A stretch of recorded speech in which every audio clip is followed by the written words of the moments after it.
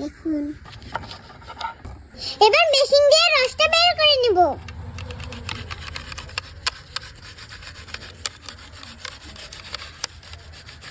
দেখুন কি সুন্দর লাগছে দেখতে।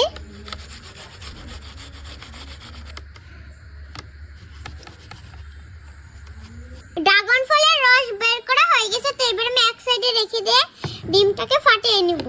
এটার ভিতরে আমি কেকটা বানাবো মূলত, তো এবার ডিমটাকে ফাটিয়ে নিচ্ছি।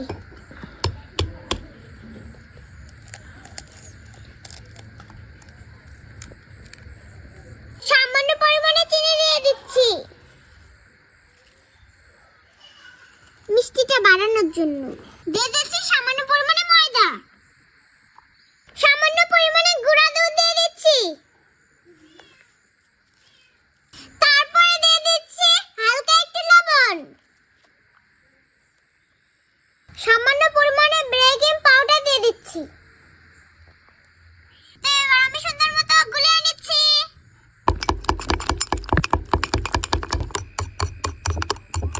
দেখুন কি সুন্দর মিশ্রণটা বানানো হয়ে গেছে। তো এবার এই মিশ্রণটার ভিতরে আমি ড্রাগনের এই রসটা দিয়ে দেব, হালকা পরিমাণে দিয়ে দেব।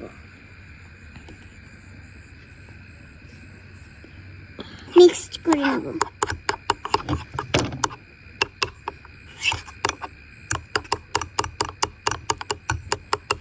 দেখুন কি সুন্দর কালার আসছে।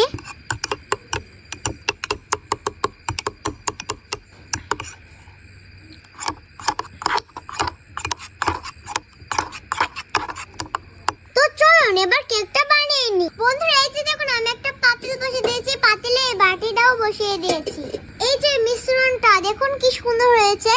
তো এবারে মিশ্রণটা বসিয়ে দিব, তারপরে ঢাকনাটা দিয়ে দিব, তারপর আমি চুলাটা জ্বালিয়ে দিচ্ছি।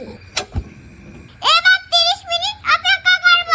বন্ধুরা টানা 30 মিনিট রাখার পরে দেখব কেক হয়েছে কিনা। তো এখন আমি দেখব কেক হয়েছে কিনা। দেখি কি হয়েছে কিনা।